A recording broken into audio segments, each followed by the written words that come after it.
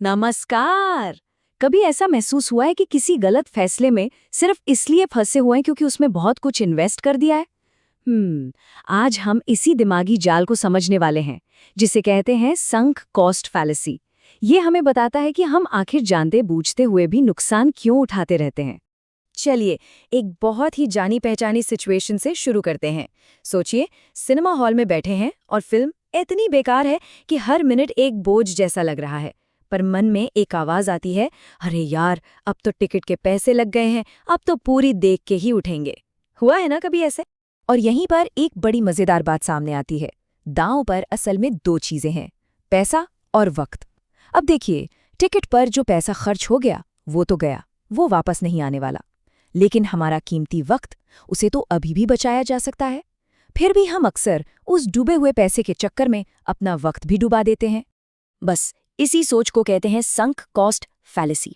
ये एक तरह का मेंटल बायस है, एक झुकाव है, जिसमें हम किसी काम को सिर्फ इसीलिए करते रहते हैं क्योंकि हम उसमें पहले ही बहुत सारा टाइम, मनी या एफर्ट लगा चुके होते हैं, भले ही अब उसे जारी रखने में कोई समझदारी ना हो।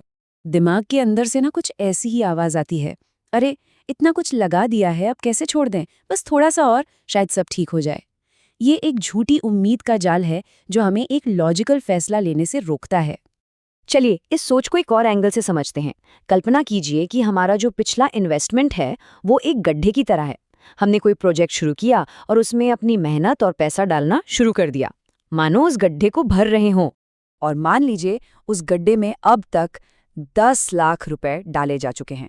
अब ये एक बड़ी रकम है और यही रकम हमें इमोशनली उस प्रोजेक्ट से बांध देती है। लेकिन जब ये एकदम साफ हो जाता है कि ये गड्ढा तो कभी भरेगा ही नहीं, प्रोजेक्ट सफल नहीं होगा, तब भी उसमें और पैसा या समय डालते रहना, इसे कहते हैं इरैशनल एस्केलेशन।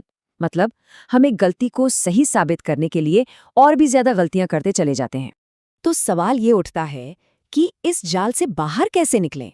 इसे समझने के लिए आइए छोड़ने की कला के 3 स्तंभों को देखते हैं, जो हमें एक रैशनल, एक तर्कसंगत फैसला लेने में मदद करेंगे। ये 3 स्तंभ हैं। पहला, अतीत को भूल जाइए। दूसरा, बाहरी व्यक्ति का परीक्षण कीजिए। और तीसरा, अवसर लागत यानी अपॉर्चुनिटी कॉस्ट को समझिए। चलिए एक एक करके इन पर बात करते हैं। पहला और सबसे जरूरी स्तंभ है अतीत को भूल जाना। जो समय या पैसा जा चुका है वो संक हो चुका है, मतलब डूब चुका है। उसे भूलकर सिर्फ इस पर फोकस करना है कि भविष्य में इस प्रोजेक्ट पर और कितना खर्च होगा और उससे फायदा क्या मिलेगा। फैसला हमेशा भविष्य को देखकर लेना है, अतीत को नहीं। दूसरा स्तंभ है आउटसाइडर टेस्ट। ये एक बहुत ही सिंपल सा मेंटल एक्सरसाइज है। बस इतना सोचना है कि अगर आज कोई नया इंसान आकर इस प्रोजेक्ट को संभाले, जिसे पहले के इन्वेस्टमेंट से कोई इमोशनल लगाव नहीं है, तो क्या वो इस प्रोजेक्ट को जारी रखेगा? अगर अंदर से जवाब नहीं आता है, तो शायद रुकने का वक्त आ गया है। और तीसरा स्तंभ है अवसर लागत। याद रखें, इस पुराने और डूबते हुए प्रोजेक्ट से चिपके रहने का मतलब है कि किसी नए और शायद बेहतर मौके को ना कहा जा रहा है। हमारे पास समय और संसाधन दोनों लिमिटेड हैं, उन्हें सही जगह लगाना ही समझदारी है। तो ये तो हुई थ्योरी की बातें, लेकिन असल जिंदगी में, आज की इस डिजिटल दुनिया में, ये फैलेसी हमें कहाँ-कहाँ फंसाती है। चलिए कुछ रियल लाइफ एग्जांपल्स देखते हैं। सच तो ये है कि ये हमें हर जगह प्रभावित करती है, चाहे वो हमारा करियर हो, हमारे रिश्ते हों, या फिर हमारे बिजनेस और यूट्यूब जैसे ऑनलाइन वेंचर्स हों। मान लीजिए किसी ने 3 साल लगाकर कोडिंग सीखी, बहुत मेहनत की, लेकिन अब उन्हें इस काम से सख्त नफरत हो गई है। मन में तो यही ख्याल आएगा, 3 साल बर्बाद हो गए। लेकिन रैशनल सोच क्या कहती है? वो ये कि वो 3 साल संक हो चुके हैं, डूब चुके हैं, उन्हें वापस नहीं लाया जा सकता। तो क्या उन 3 सालों की वजह से अपना चौथा साल भी उसी नापसंद काम में बर्बाद कर देना चाहिए? बिल्कुल नहीं। रिश्तों में तो ये बहुत ही ज्यादा देखने को मिलता है। अक्सर लोग एक खराब रिश्ते में सिर्फ इसलिए टिके रहते हैं क्योंकि वो सोचते हैं, लेकिन हमने 5 साल एक साथ बिताए हैं। ये क्या है? ये अतीत का बोझ है।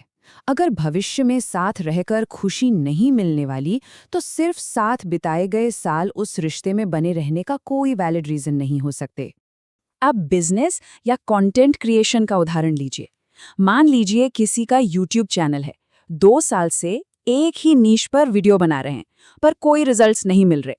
यहाँ भी वही संक कॉस्ट फैलेसी काम करती है। अपनी पुरानी मेहनत का एहसान मानने की जरूरत नहीं है। अगर कोई स्ट्रैटेजी काम नहीं कर रही है तो उसे छोड़कर कुछ नया करने का, मतलब पिवट करने का, यही सही समय है। तो कुल मिलाकर बात ये है कि कभी-कभी आगे बढ़ने के लिए कुछ चीजों को पीछे छोड़ना बहुत जरूरी हो जाता है।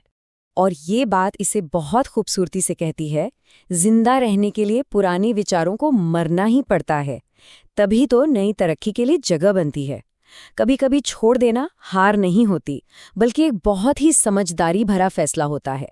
और अब आखिर में एक सवाल, जिंदगी में ऐसी कौन सी चीज है जिसे छोड़ना सिर्फ इसलिए मुश्किल लग रहा है क्योंकि उसमें बहुत सारा वक्त, पैसा या मेहनत लग चुकी है? इस पर सोचिएगा जरूर।